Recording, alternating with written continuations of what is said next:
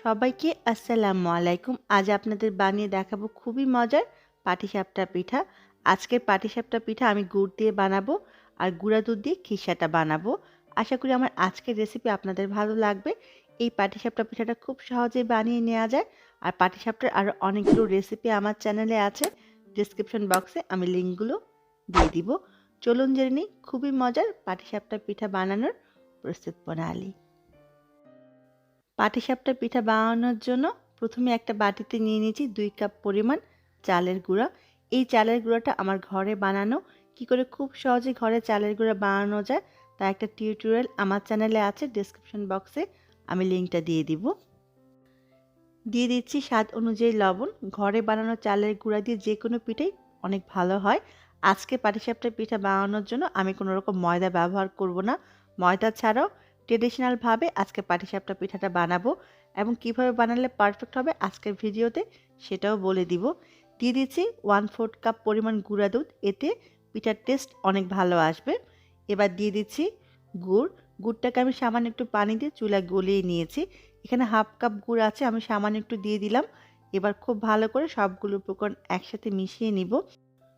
গুড়ের পরিমাণটা আপনি আপনার টেস্ট অনুযায়ী কম বেশি করে নিতে পারেন।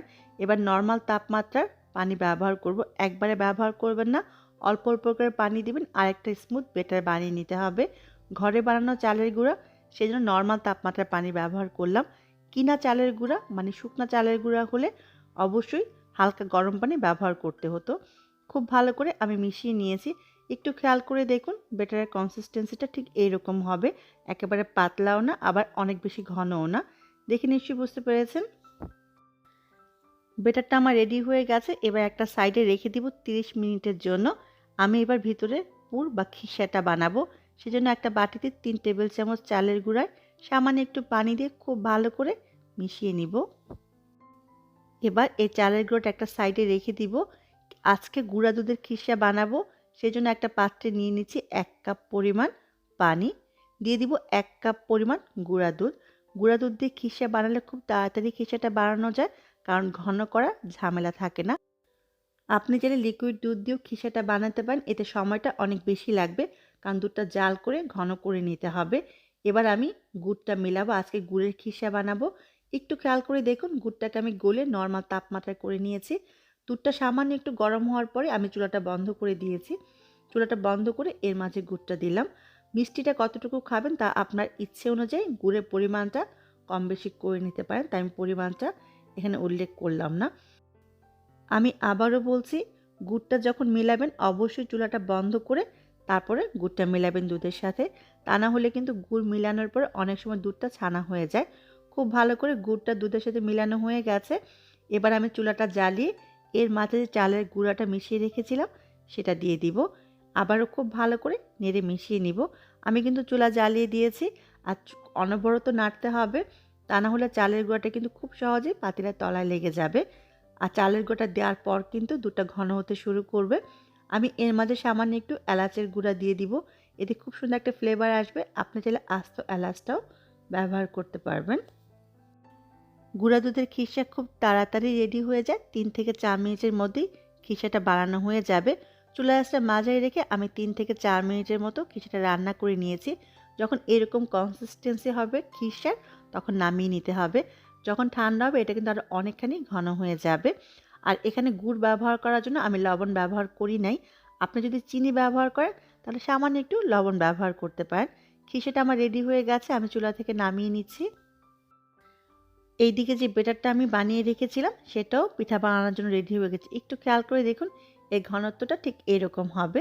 এবার আমি পিঠা বানানোর জন্য চলে যাব চুলায়। পিঠা বানানোর জন্য চুলায় একটি প্যান বসিয়ে দিলাম। সামান্য একটু তেল ব্রাশ করে নিব। চুলার আঁচ কিন্তু একেবারে কমানো থাকবে। এবার এর মাঝে পিঠার সামান্য একটু ব্যাটার নিয়ে ঘুরিয়ে একটা রুটির মতো শেপ দিয়ে নিব। চুলার আঁচটা কমানো থাকলে পিঠাটা অনেক মসৃণ হবে। পিঠার পুরুত্ব কিন্তু একেবারে পাতলা বানানো যাবে না, যেহেতু ময়দা ব্যবহার করি নাই। যখনই উপরের কালারটা চেঞ্জ হয়ে যাবে তখন এর মাঝে আমি খিসা দিয়ে নিব। পিঠার ভিতরে খিসা বা পুরটা একটু বেশি করে দিবেন, এতে পিঠাটা খেতে বেশি ভালো লাগবে। পুরটা দেওয়ার পরে খুব ভালো করে পেঁচিয়ে নিলেই তৈরি হয়ে যাবে খুবই মজার পাটিসাপটা পিঠা। যেহেতু এই পিঠার মাঝে ময়দা ব্যবহার করি নাই ট্রেডিশনালভাবে বানিয়েছি। এই পিঠাটা 3 থেকে 4 ঘন্টা পর্যন্ত সফট থাকবে, তারপরে কিন্তু শক্ত হয়ে যাবে। আপনি যদি পাটিসাপটা পিঠা সারাদিন সফট রাখতে চান, তাহলে অবশ্যই আমার কমেন্ট বক্সে জানাবেন, সেই রেসিপিটাও আমি আপনাদের সাথে শেয়ার করব। চুলার আঁচটা কমিয়ে পিঠাটা বানানোর জন্য দেখুন পিঠাটার উপরটা কতটা মসৃণ হয়েছে। ঠিক একইভাবে সবগুলা পাটিসাপটা পিঠা আমি বানিয়ে নিয়েছি। দেখলেন তো কত সহজেই তৈরি হয়ে গেল খুবই মজার গুড়ের পাটিসাপটা পিঠা। অবশ্যই বাসায় বানাবেন আর আমার কমেন্ট বক্সে জানাবেন কেমন হলো। একটা পিঠা আমি একটু দেখিয়ে দিচ্ছি ভিতরটা কতটা পারফেক্ট হয়েছে। রেসিপি ভালো লাগলে প্লিজ আমার চ্যানেলকে সাবস্ক্রাইব করার অনুরোধ রইল। সবাই ভালো থাকবেন, আবারও দেখা হবে। আল্লাহ হাফেজ।